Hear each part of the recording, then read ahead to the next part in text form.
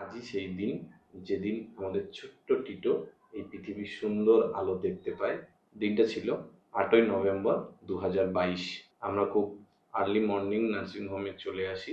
আর এই সময় ও খুব চিন্তায় ছিল। পাশে দাঁড়িয়ে আছে ওর দাদা। দাদা একটু ছোটোখাটো মজা মস্করার মাধ্যমে ওকে একটু হাসানোর চেষ্টা করছিল, যাতে ও একটু ভয় কম পায়। ইনি হলেন আমার শাশুড়ি মা, মানে আমার ওয়াইফের মা। তো ইনিও খুব চিন্তায় ছিলেন, খুব টেনশন করছিলেন কি হবে। চারিদিক তদারকি একটু করছিলেন, কিরম কি ব্যাপার হচ্ছে, কি হতে চলেছে।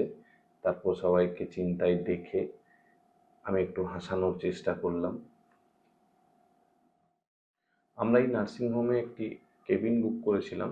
তো সেই সকালবেলা আমরা যখন পৌঁছে যাই, তো সেই মুহূর্তে কেবিনটা অ্যাভেলেবেল ছিল না। এটা মেদিনীপুরের খুবই রেপুটেটেড এবং পপুলার নার্সিংহোম।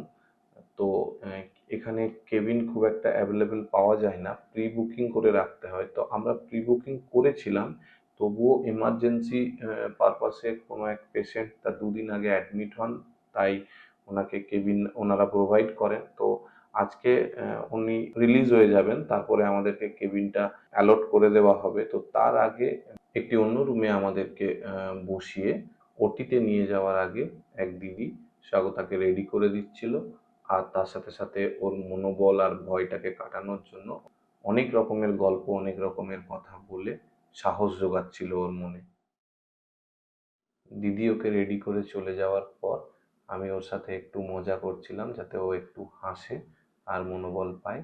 একটু ভিডিও করে নিচ্ছিলাম ওকে পরে দেখানোর জন্য যে ওর মুখ চোখের অবস্থা কি হয়েছিল। এই আমার শাশুড়ি মা এখনো পাশে বসে আছেন। কিছুতেই আর ওকে হাসাতে পারছিলাম না, এত টেন্স ছিল। ওর মুখ চোখ দেখলেই আপনারা বুঝতে পারবেন। আর এই যে এইখানে লুকিয়ে আছে আমাদের টিটো। কিছুক্ষণ পরে ওটিতে নিয়ে যাওয়ার ইউনিফর্ম বা ড্রেস যেটা হয় সেটা পরিয়ে হাতে সেলাইন লাগিয়ে একদম প্রিপেয়ার করে দেয় ওকে। আর এই সময় পাশ থেকে ওরই বান্ধবী সুদীপা আর বৌদি এরা সব ওকে একটু মনোবল বাড়ানোর জন্য বিভিন্ন ধরনের কথা বা টিপস শেয়ার করছিল। এই লাল ড্রেস পরে যে আছে এর নাম সুদীপা। নিজে ভিতর ডিম, কিন্তু এই সময় স্বাগতার অনেক মনোবল বাড়িয়েছিল। আর ওইদিকে দাঁড়িয়ে আছে বৌদি, সবার সাথে গল্প করতে করতে স্বাগতাও একটু নর্মাল হয়ে আসে। এই সময় স্বাগতা আমাদের ঋষি ভাই, মানে স্বাগতার ভাইপো, ওকে আমরা ঋষি ভাই বলেই ডাকি, ঋষির সাথে একটু কথা বলছিল। কারণ স্বাগতার থেকেও যদি আরো একজন খুব চিন্তায় ছিল, সেটা হচ্ছে আমাদের ঋষি ভাই। কিছু বলো, কি হবে?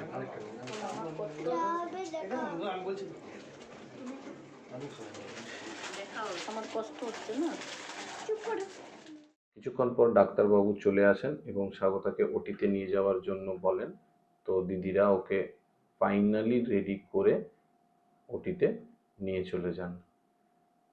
মুখে একটু স্মাইল থাকলেও গলা থেকে ওর একটুও আওয়াজ বেরোচ্ছিল না।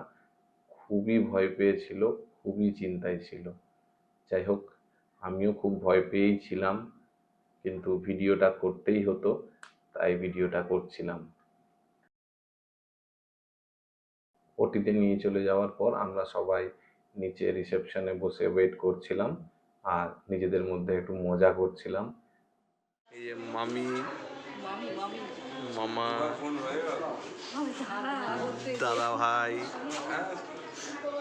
দিদা, সুদীপা মাসি, তমু কাকু, সবাই সবাই চাপে নিয়ে দেখা বাবা। আর শেষে বাবা ক্যামেরা তো আর ঘোরে না, সবাই চাপে, আমি দেখিয়ে দিচ্ছি, সবাই চাপে বসে আছে বাবা, সবাই চাপে, এভরিবডি ইন চাপ। ঋষি ভাই নো চাপ, ঋষি ভাই বলেছে যা হবে দেখা যাবে। কিছুক্ষণ পর আমাদেরকে বলা হয় যে আপনারা ওপরে যান। তো এটা নিয়ম আছে, প্রথমে বেবি বর্ন হওয়ার সাথে সাথেই আগে বাড়ির লোককে বা বাড়ির গার্ডিয়ানকে দেখানো হয়। এক্ষেত্রে আমি আর স্বাগতার বৌদি আর ঋষি অবশ্যই তিনজন মিলে আমরা যাই। তারপর ওকে আমরা প্রথম দেখতে পাই। ছেলে হয়েছে, ছেলে। কংগ্রাচুলেশনস। সবাই প্রচণ্ড প্রচণ্ড এক্সাইটেড, সবাই প্রচণ্ড উত্তেজিত ছিল এই সময়। খুশির আর শেষ সীমানা ছিল না। আর ও এই সময় ঠান্ডায় চিৎকার করছিল, কাঁদছিল, আর আমরা সবাই খুশিতে নাচছিলাম। বেবিকে দেখে নেওয়ার পর কিছু ফর্মালিটিস থাকে, সই টই করতে হয় অফিসিয়াল কিছু পেপারসে, সেটা ওখানেই অন স্পট করতে হয়। তাই ওখানে ওই সই সবুত করে দিয়ে তারপর আমরা নাচতে নাচতে নিচে চলে আসি। তারপর সারাদিন বাকি সমস্ত ধরনের কাজ কর্ম ছোটা দৌড়া সেরে নিয়ে তারপর আমি আবার সন্ধ্যাবেলা ওর কাছে আসি। মাঝখানে অনেকবারই আসা যাওয়া হয়েছে, কিন্তু তখন আর ভিডিও কিছু করা হয়নি বা করার সুযোগ হয়নি। তো ফাইনালি রাত্রিবেলা আমি একদম খাওয়া দাওয়া সব কিছু সেরে নিয়ে ওর কাছে আসি। অপারেশনের পরেই আমাদেরকে কেবিনে শিফট করে দেওয়া হয়, তো সেই ভিডিও আর করা হয়নি বা ব্যস্ততার কারণে তোলার সময় হয়নি। অনেকটাই সারাদিন ছোটা দৌড়া ব্যস্ততার মধ্যে গেছিল। এই হলো বাচ্চার মা। আর এই দিকে নাক ডেকে ডেকে ঘুমোচ্ছে আমাদের পুচকু বাচ্চা, মানে আমাদের সবার টিটো।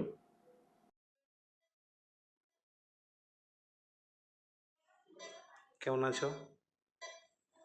First class.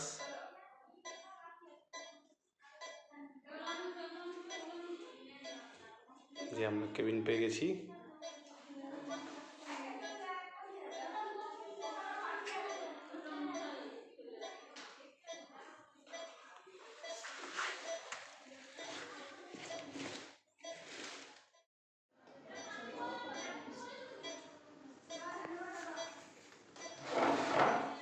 এই যে আমরা দুজন,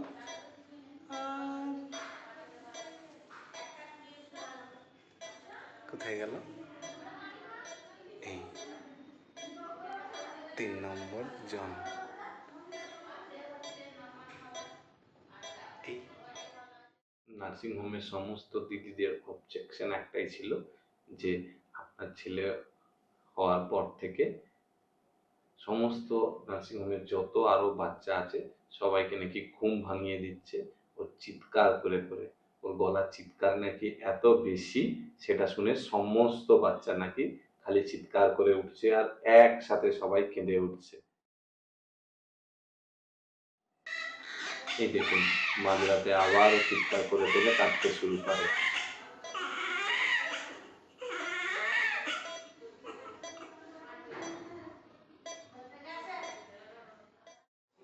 তারপর আমি ওকে আবার কোলে নিয়ে ভোলাতে শুরু করি। অ্যাজ এ ফটোগ্রাফার, মানে নিউবর্ন ফটোগ্রাফার, টুকটাক বাচ্চা ধরার এক্সপিরিয়েন্স আমার ছিল। তো সেই এক্সপিরিয়েন্সটাকেই কাজে লাগাই আর একটু আধটু চেষ্টা করি নিজের ছেলেকে নিজেই ভুলিয়ে নেওয়ার। যদিও এই নার্সিংহোমে আমার ওয়াইফের জন্য বা ওয়াইফকে দেখাশোনার জন্য দুজন তিনজন দিদিরা ছিলেন, যারা একটা ওই বেল, মানে স্বাগতার হাতের কাছে একটা বেল আছে যেটা প্রেস করলেই ওরা এসে যা যা অসুবিধা, যে ধরনের অসুবিধা থাকুক না কেন, যত রাত্রি হোক না কেন, ওনারা এসে সমস্ত ধরনের হেল্প বা যা লাগে সেটা ওনারা করে দিতেন। কিন্তু আমরা অত রাতে তাও না ডেকে আমি নিজেই চেষ্টা করি যে যাতে ওকে একটু বুলিয়ে ঘুম পাড়ানো যায়।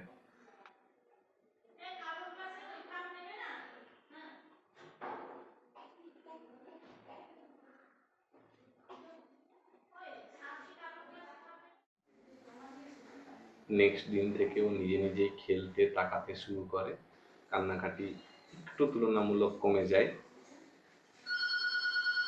এই সময় আমি কিছু ভিডিও করি ওর।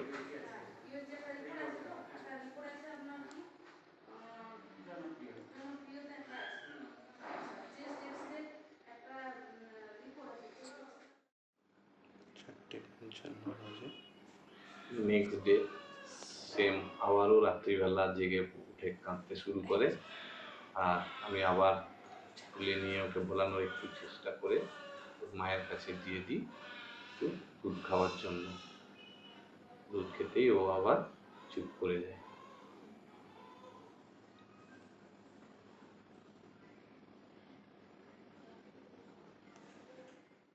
তারপর 2 দিন পর আমরা নার্সিংহোম থেকে সমস্ত ধরনের ফর্মালিটিস কমপ্লিট করে আমরা ওখান থেকে রিলিজ নিয়ে বাড়ি চলে আসি।